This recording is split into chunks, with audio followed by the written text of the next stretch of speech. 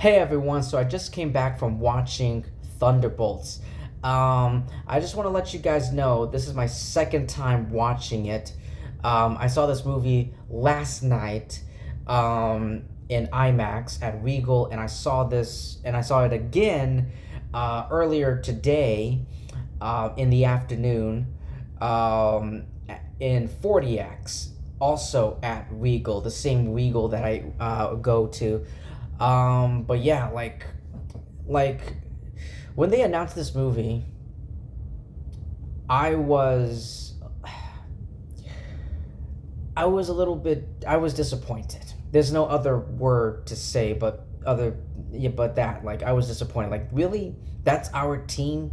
Like, we got a bunch of super soldiers, Red Guardian, Bucky, US Agent, and then a couple of assassins like Taskmaster, Yelena. Is Ghost really an assassin? Because in the second Ant-Man movie, she was sick. Technically, she was sick, and she wanted to find a cure because she was like phasing, like her powers was like literally out of her control, and she needed help.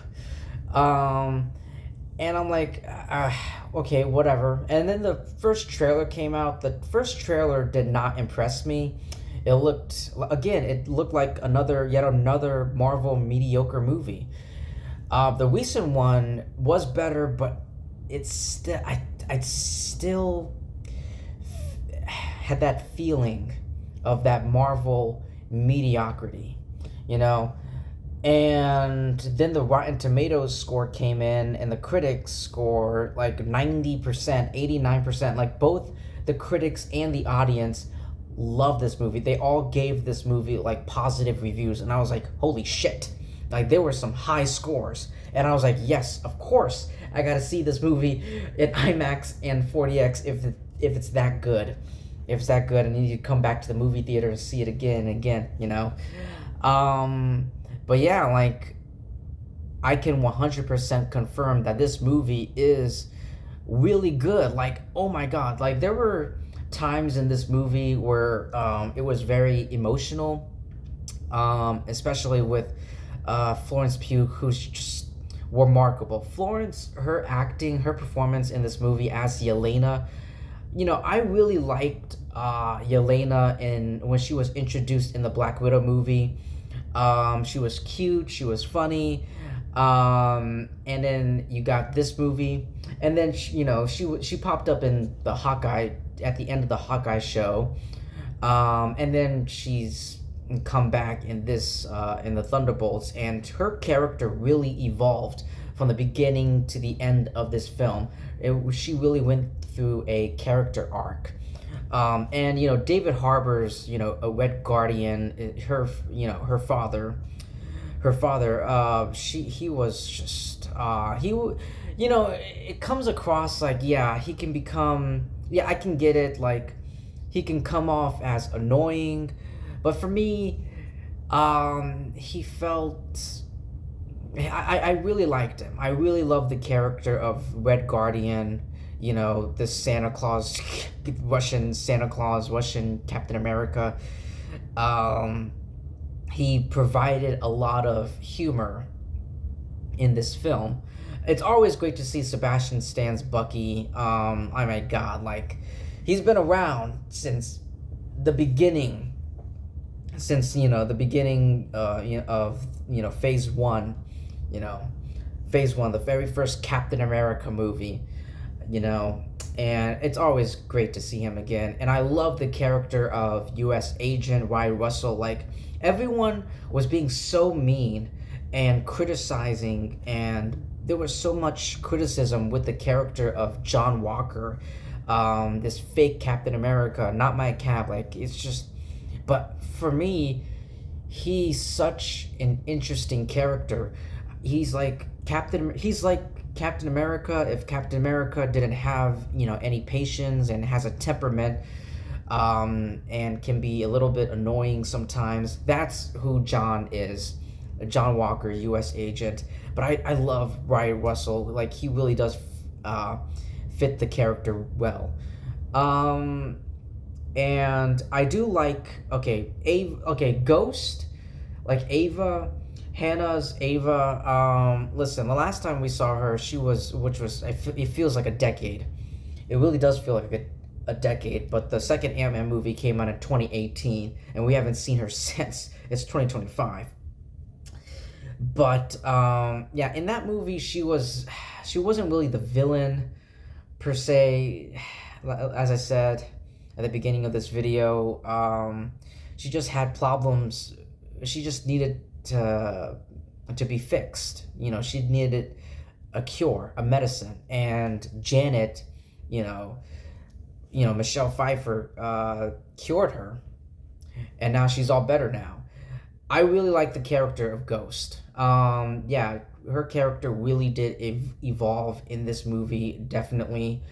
Uh, and I hope we get to see more development with the character going into the future of Marvel and the MCU. But anyway, yeah, yeah. I think that's pretty much it.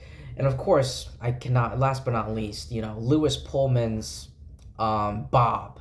I won't spoil who he is, but his character of Bob, quote unquote Bob, really, there's a lot of depth. There's a lot of dark, elements and background to his character. And I just really, it's so heartbreaking and emotional all at the same time. Like, god damn, like what happened? Like, no spoilers, but what happened? Like, when we saw like a little bit near the end of the movie, like a little bit of his flashbacks, his backstory and like domestic. All I will say is domestic abuse and violence in his family, and I cannot believe, like, this is Marvel.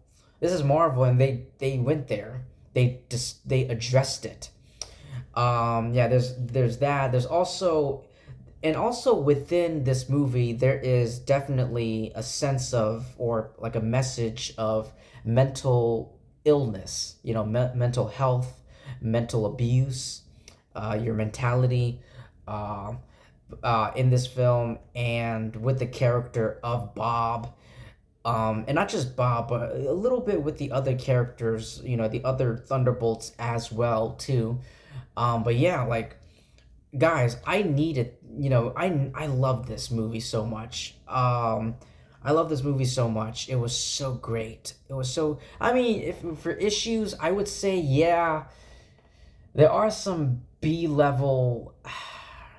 This movie does feel like a B level, Avengers type of film, but that's okay. That's okay because I don't need like a bunch of disgusting CGI, splashed onto the screen and like green screens and all this other garbage. I don't need all that. I don't want that because it looks like, because it'll be a mess, honestly. But yeah, I don't need a bunch of explosions and CGI monsters and creatures flying around the fucking city. But yeah, I really don't care, and I really don't I really don't need that. Another issue I had with this movie is that yeah, there were some things, not a whole lot, but there were a few things where like, A plus B, wait. A plus B doesn't equal C. Like, you know what I mean? Like, I really am trying not to spoil this movie. But like, I'm trying to like work around it. That's, I guess what I'm trying to say is that, there were times in this movie where I'm like, wait, if you did this, then shouldn't that happen? That's another way of saying what saying that. That's another interpretation of it. But yeah, I do like, I mean, is there anything else? I don't think there's anything else. But yeah, there's a lot of character development, character arcs, especially with especially with both Yelena and both with Yelena and Lou and Bob, Lewis Pullman and Florence Pugh. Their performance were really heartbreaking and just devastating to see and to listen to, and you really feel for both of them. Um, I thought Florence Pugh's Yelena was, she was introduced in the Black Widow movie, and I thought she was cute and funny. But she really matured a lot and developed her character really developed a lot in this film, and you get to see that up close and personal. Because she's the forefront of the team. Um, I think that's pretty much all I have to say. There is two post-credit scenes. The first one is a cute little joke. The second one is really important as it sets up the future, the possible future. Or actually, I don't think it's possible. It is the future. It sets up the future of the MCU, possibly the next Avengers movie, which is coming out in a month. Not a month.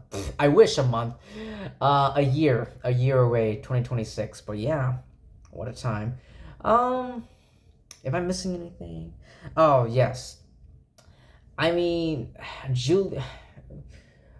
Is it Julia or Julius Louise Dreyfus?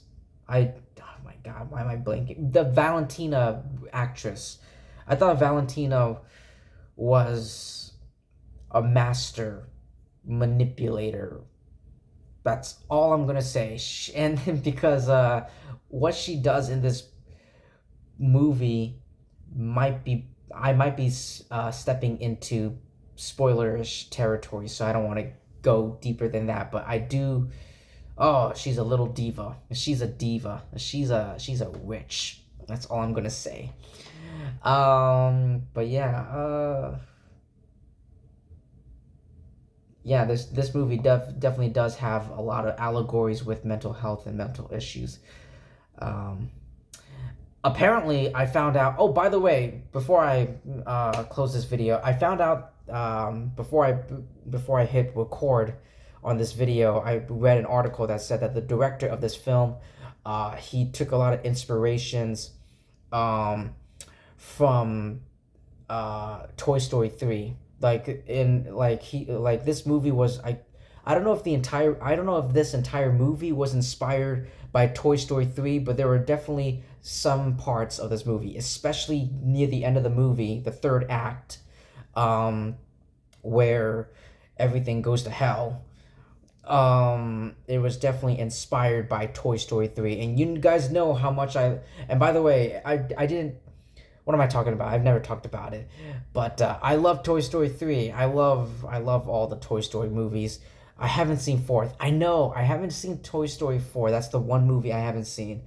Maybe before the fifth one comes out, I'll binge watch the whole franchise, including number 4.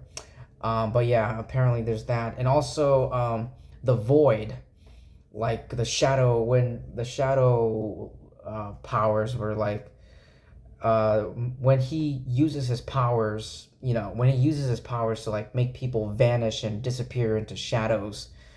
Apparently that was like inspired by like the Hiroshima explosions or something like that, like the ashes, which is like very frightening and scary. Yeah, definitely an inspiration to take from. But yeah, those were 2 Easter eggs.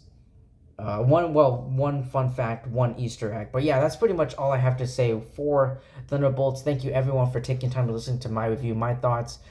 Yeah, like this is a really good Marvel movie.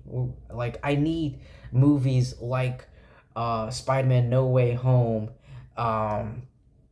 Shang-Chi, even I just rewatched Black Widow, and gotta say I don't know what's wrong with me. I really enjoyed Black Widow. I still had a few complaints with that movie, but I really enjoyed Black Widow. I enjoyed some of Black Panther: Wakanda Forever. I absolutely loved Guardians 3, and I had a blast. I had a hilarious time with Deadpool and Wolverine. I need movies like these, like the ones that I've mentioned. Fuck everything else. But anyway, yeah, thank you so much, everyone. Please like and subscribe. Definitely subscribe, because that would help me and my YouTube channel out a lot.